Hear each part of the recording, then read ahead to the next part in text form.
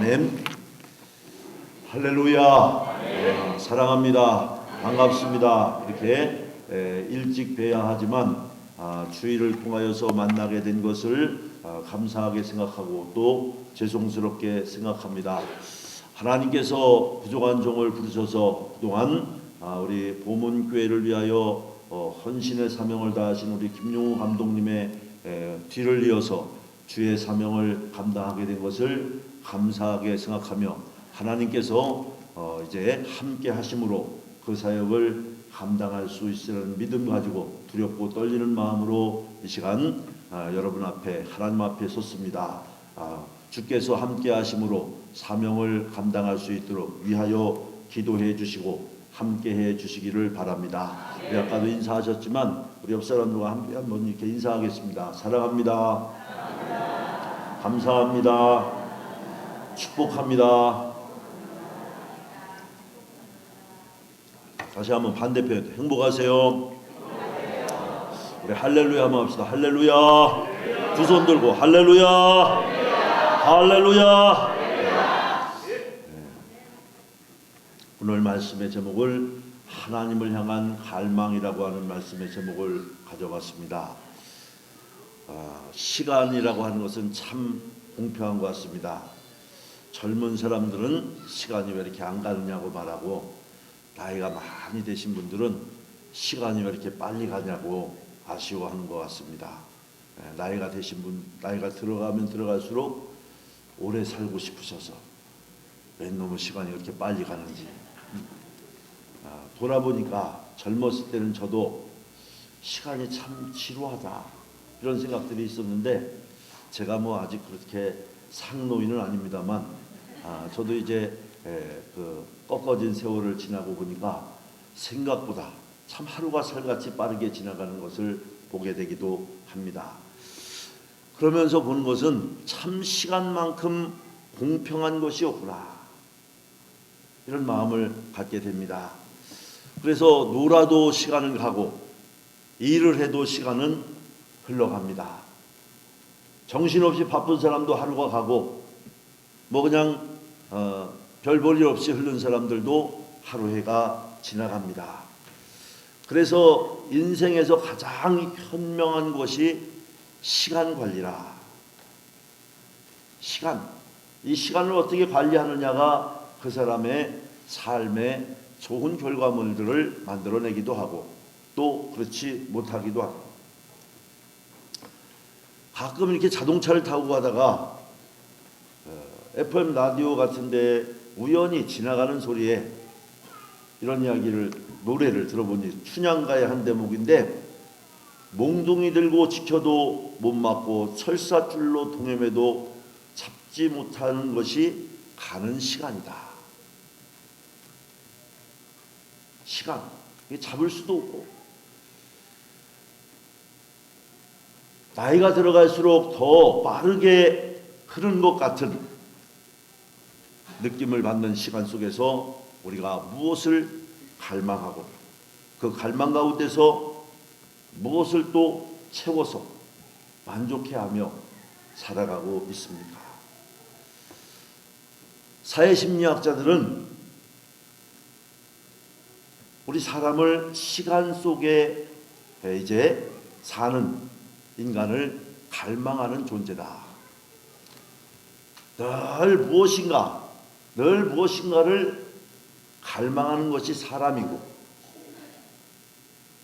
뭐 어떤 사람은 승승장구하고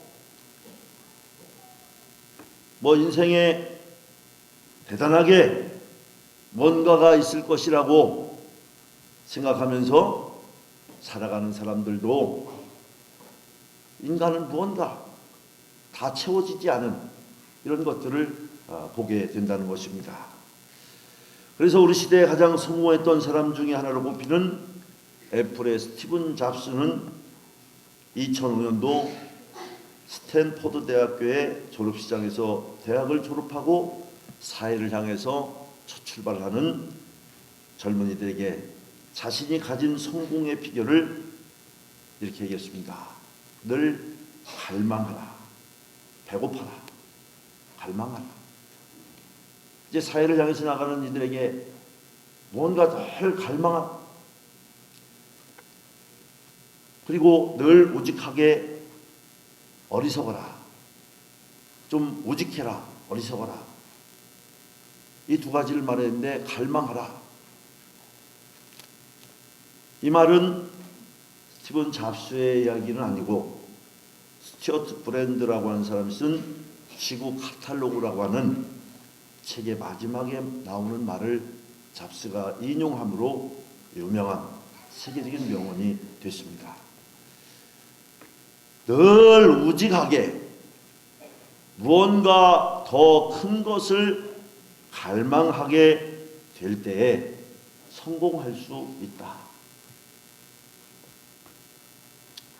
그런데 이 스티븐 잡스도 2005년에 이 말을 하고 10년도 더 살지 못하고 2011년 우리가 아는 것처럼 10월에 췌장암을 앓다가 세상을 떠났습니다.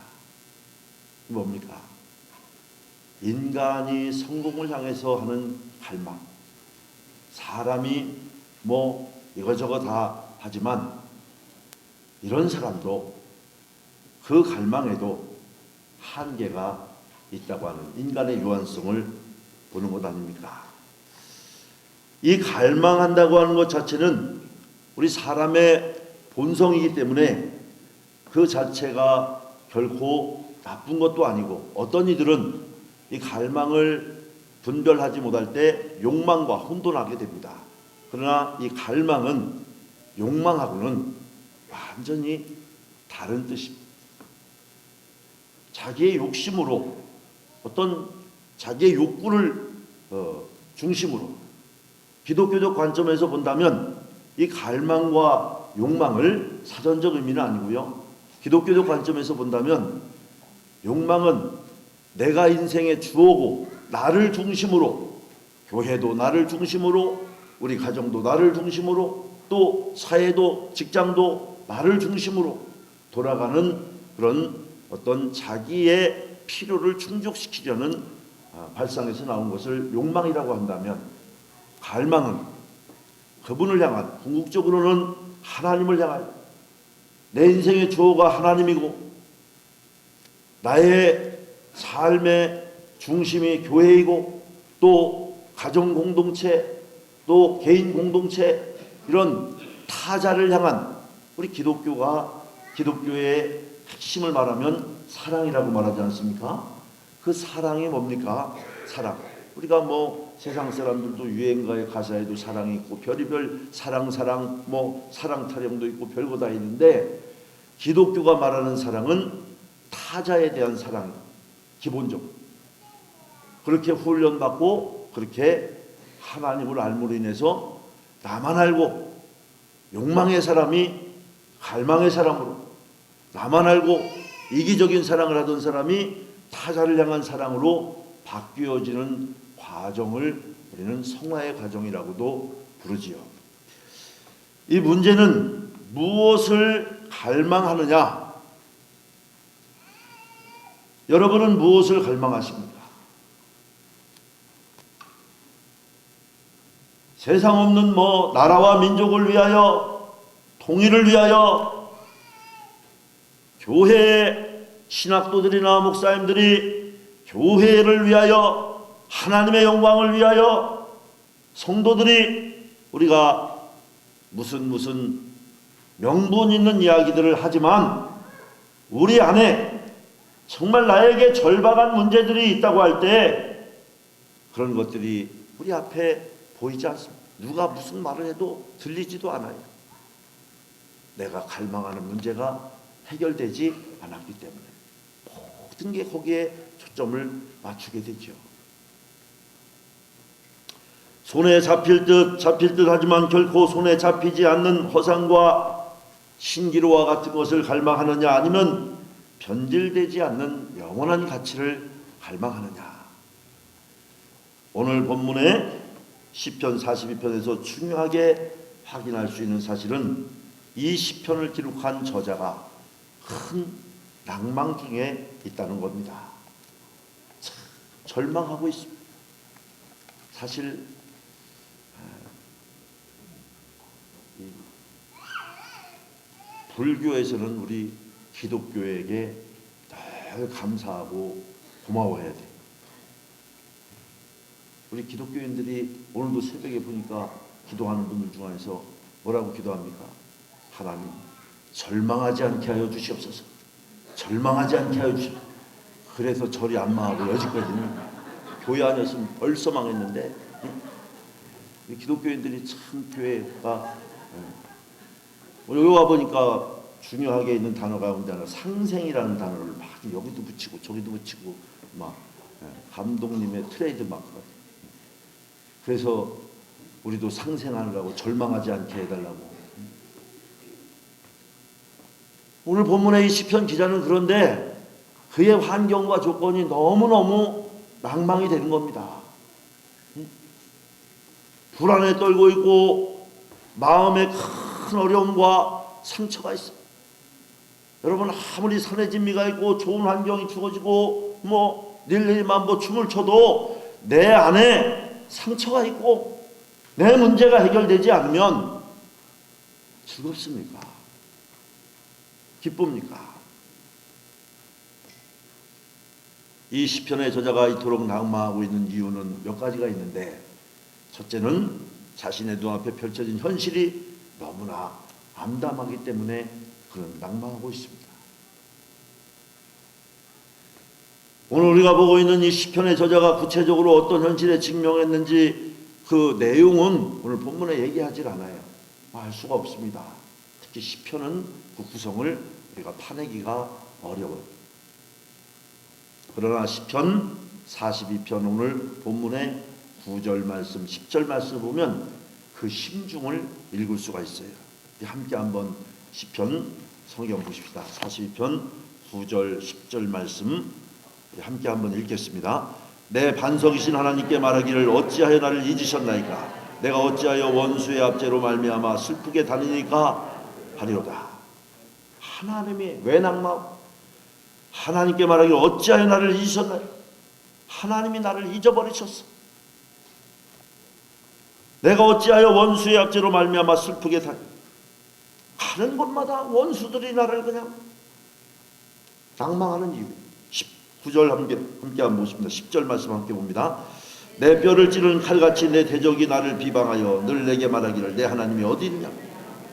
내 뼈를 찌르는 칼같이 내 대적들이 나를 비방하여 말하기를 나는 기도하고요, 나는 말씀대로 살아보려고 하고, 나는 하나님 섬기고, 나는 잘해보려고 하고, 내 기도가 응답돼야 되는데 기도도 응답도 안 되고, 사람들이 말하기를, 여기 10절에 보면 내 뼈를 찌르는 칼같이. 지난 주간에 죄송합니다, 제가 여기 와서 금암제일교회 얘기하면 보문교회 얘기하는 것처럼 알아들으시길 바랍니다. 얼마간은 그러지 않겠습니까? 또 이렇게 얘기해도 그게 그 말이구나 이렇게 알아들으셔야 됩니다. 할렐루야. 네. 아멘. 네. 제가 첫 주일이니까 전에 얘기를 할 수밖에 없지 않습니까? 여기 가면 튼튼병원이라고 그 KBS짜리 병원 있지 않습니까? 거기에 지금 입원해 계신 우리 한 장로님이 있는데 아파 죽겠답니다. 뭐냐면 발목을 수술을 했는데 이게 뼈를 깎았다네, 뼈를. 그래가지고 하나 없이 진통제를 먹는데도 얼마나 아픈지 모르고. 그래서 아파 죽겠다고 그 담당 의사 선생님한테 그냥 막 아주 한낮 없이 잠을 아파 죽겠다고 하여튼 그러니까 이분이 그렇게 엄살 부리는 분 아닌데 얼마나 아픈지 아파 죽겠다고. 그분이 진통제도 주고 주사도 넣어주고 별거 다 하고서 그래도 아파 죽겠다고 하니까 그분이 이렇게 얘기하더래요. 그 의사 담당 의사, 뼈를 깎는 고통이 뭔지 아십니까? 이 고통이 지금 뼈를 깎았기 때문에 이런 고통이 있는 겁니다. 응? 여러분 뼈를 깎는 고통을 당해봤습니까? 아멘? 아멘 하신 분들은 뼈 깎아봤어요? 저도 안 깎아봐서 몰라요. 근데 아마 그 뼈를 깎은 것이 굉장히 힘든 모양이에요. 들어보니까. 여기 10절에 있는 내 뼈를 찌르는 칼같이 내 대적이 나를 비방하여 늘 내게 말하기를 내 하나님이 어디? 너 하나님 믿는데 그게 뭐냐? 네 하나님 어디 있냐? 원수의 압제나 칼같이 비방하는 대적과 같은 표현을 사용하는 것을 볼 때 이 사람이 낭망하는 이유를 우리가 어느 정도 가늠할 수 있습니다. 광풍처럼 불어닥친 영혼과 육체의 관계에 대한 깊고 어두운 밤과 같은 상황을 목전에 두고 있습니다. 백척간두의 상황도 있습니다. 자신을 둘러싸고 있는 분위기가 적대적일 뿐만 아니라 비신앙적일 뿐만 아니라 무신론적인, 암담합니다. 캄캄합니다. 그것을 읽을 수 있는 구절이 시편 42편 3절에 보니까 우리 함께 보십시다. 3절 말씀도 함께 봅니다. 사람들이 종일 내게 하는 말이 내 하나님이 어디 있느냐 하오니 내 눈물이 주야로 내 음식이 되었다. 하나님이 어디 있냐? 너 그래가지고 되겠냐? 하나님 어디 있냐? 음식이 눈물이 됐어. 밤낮 없이 자기를 비아냥거리고 하나님을 멸시하는 사람들로 가득한 것을 지금 눈물을 흘리고 그 눈물의 짠맛을 경험하고 있다는 얘기입니다. 이런 현실을 앞에 놓고 절망을 경험하고 있는 것입니다. 그런데 더 기가 막힌 것은 이 상황이 출구가 없어요. 호전될 기미가 전혀 보이지 않는 것입니다. 또 과거에 경험했던 영광스러운 찬란했던 그런 상황으로 돌아갈 가능성이 전혀 없는 4절 말씀에 보니까 그런 내용입니다. 우리 4절도 함께 한번 보십시다. 내가 전에 성의를 지키는 무리와 동행하여 기쁨과 감사의 소리를 내며 그들을 하나님의 집으로 인도하였더니 이제 이 일을 기억하고 내 마음이 상하는도다. 주여. 과거와 현재를 비교하고 있습니다. 과거에는 성전에서 성도들과 함께 하나님을 찬양하고 예배하고 하나님의 거룩한 임재 앞에 기뻐하고 행복했는데, 과거에는 돈도 많았고 부유했고 행복했고 하나님께 영광도 돌리고 찬송도 부르고 성도의 교제도 있고 참 하나님이 영광 받으시고 했는데, 이제는 그 옛날 일을 기억만 하는 처량한 신세가 되었다는 얘기예요. 이제는 그것이 아득한 먼 옛날의 추억 속으로, 그러니 낭망할 수밖에 없지 않습니까? 정신의학자들은 이런 이야기를 합니다. 극심한 우울증과 패배의식에 시달리는 사람들을 연구해 보면 화려한 과거에 비해서 지금 현실이 너무너무 쪼그라들어서 이 간격을 좁힐 수가 없을 때 분열적 증세가 일어난다는 거죠. 우리가 이런 말 하잖아요. 참 그 지식도 있고 그 교양도 있고 뭐 추임새도 생김새도 괜찮은데, 우리가 이런 말 하죠. 저 사람 저거 안 그랬는데 저 미쳤어? 그런 말 하지 않습니까? 네? 치매인가? 정말 치매는 아닌데 왜 그러냐? 이 간격을 메우지 못하면 그런 증세들이 일어난다는 겁니다. 과거와 현재를 나란히 놓고 비교해 보니까, 과거를 보니까 현재를 보니까 이 간격이 너무 크니까 낭망이 됩니다. 이것이 오늘 시편 기자가 낭망하고 있는 첫 번째 이유입니다. 두 번째는, 이 시편의 기자가 낭망하고 있는 이유는 자기 자신이 너무나 무능하다는 사실을 보고 낭망합니다. 그가 할 수 있는 상황에 대한 무능함, 현실에 대한 무능함, 문제가 무엇인지도 알고요, 과거와 현실의 차이가 어떤지도 아는데 이 문제를 해결할 수가 없어요. 문제를 극복하고 싶어도 극복할 수가 없는 자신의 무능함. 여러분, 어떤 날 이렇게 보면 뭐 하다가 그냥 널브러져 있을 때가 있지 않습니까? 저도 여기 이사 와서, 제가 수요일날 이사 왔는데 짐을 정리를 해야 되다 보니까, 하다가 보니까 숨도 안 쉬고 이렇게 가는데, 아침에 한 7시 반, 8시부터 밤 10시까지 했는데도 돌아보니까 아무것도 한 게 없는 것 같아요. 정말 널브러지게 되더라고요. 이런 것과는 비교도 할 수 없는 그런 낭망이 그에게는 무능함을. 우리도 인생을 살다 보면요, 도저히 돌아갈 수도 없고 극복할 수 없는 자기 무능을 절감할 때가 있습니다. 한계.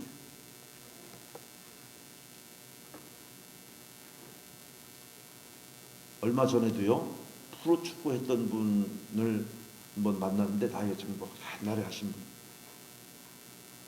자기 방에 이렇게 그 옛날 축구 했을 때 사진이나 받은 그 상패, 메달 이런 거 싹 치웠대요. 왜? 그걸 보면 현재의 자기 모습이 도무지 상상이 안 된대. 지금의 이 무능한 모습이 상상이 안 돼. 마음 같아서는 막 나가서 날아다니며 뛰고 싶은데 그렇다는 거예요. 응? 여러분도 그런 거 있을 수 있지 않습니까? 우리의 몸이 세월이 가면 노쇠 현상을 보이는 것은 너무나 보편적이고 당연한 거죠. 그렇더라도 어떤 상황 속에서 조금만 풀리면 모든 상황이 호전될 것 같은데 될 듯 하면서도 안 되는 거. 될 듯 제가 이걸 보면서, 이 큰 절망을 보면서 이런 생각을 해봤어요. 지금은 뭐 좀 시대가 달라져가고 있습니다만, 사법고시에 꼴찌로 붙은 사람하고 1등으로 떨어진 사람, 임용고시에 꼴찌로 붙은 사람하고 1등으로 떨어진 사람, 뭐 등등. 그런데 한 번만 떨어지면 괜찮겠는데 계속 1등으로 떨어지네. 여러분, 낭망이 될까요, 안 될까요? 뭐 그런 낭망의 마음을 한번 생각해 봤어요. 그래서 오늘 시편 기자는 이런 자신의 상황을 6절에는 이렇게 말하고 있어요. 6절을 우리 함께 한번 보십시다. 6절. 내 하나님이여, 내 영혼이 내 속에서 낙심이 되므로 내가 요단 땅과 헤르몬과 미살산에서 주를 기억하나이다. 이 말씀에 나오는 헤르몬산은요, 요단강의 발원지로 알려져 있습니다. 미살산은 어디인지 정확치 않지만, 그러니까 우리로 얘기하면 작은 산입니다. 제가 온 계룡에는 향적산이 있습니다. 여러분 모르시잖아요. 그렇죠? 그런 작은 산들, 야산들, 이런 산을 말합니다. 자신이 지금 요단 땅과 헤르몬과 미살산에 있다는 표현은 하나님을 예배하는 성전이 위치한 예루살렘에서, 이 말은 뭡니까? 이 지리적으로 지도를 보면 예루살렘에서 너무 멀리 떨어져 있다는 얘기가 상징적이고, 그 말은 다른 말로 하나님과 너무 거리감이 느껴진다는 거예요. 물리적으로 도저히 현실을 극복할 수 없는 자기 무능함을 보는 절망을 극적으로 표현하고 있습니다. 과거에 자신이 경험한 것과는 너무나 동떨어진 눈앞에 벌어진 이 현실 때문에 낭망하고, 이 현실을 내 힘으로는, 시편 기자의 힘으로는 어떻게 할 수 없는 무능한 자신을 보면서 절망하고 있는 것이 오늘 시편의 현실입니다. 우리의 현실은 어떻습니까? 여러분의 현실은 어떻습니까? 오늘 우리는 이 본문인 시편 42편의 내용을 읽고 묵상하면서 시편의 저자가 직면한 현실이 여전히 거친 세상을 살아가는 우리의 현실과 널무도 닮아 있다는 것을 보게 됩니다. 우리 눈앞에 펼쳐져 있는 현실을 보면 우리도 또한 이렇게 낭망할 수밖에, 아니 이 이상의 낭만과 절망을 경험할 수밖에 없습니다. 우리나라를 보세요. 날마다 죽습니다. 세계 자살률 1위라고 합니다. 학생들도 자살하고, 연예인들도 자살하고, 재벌 총수도 자살하고, 언젠가는 최고 권력을 쥐었던 분도 자살하고, 자살공화국인지. 사람들은 그 이유를 우리나라가 그 어느 나라보다 스트레스가 많은 나라이기 때문이라고 해요. 그건 뭐 학문적으로는 증명할 수 없지만 가끔 이해가 되는 것 같습니다. 목사님들도 그런 얘기를 합니다. 가끔 어디 해외 나갔다가 돌아오면 스트레스가 싹 풀린다는 거예요. 한국에 있으면 스트레스를 받는다는 얘기 같잖아요. 그렇다고요, 너더라도 보따리서 나가시면 안 되고요.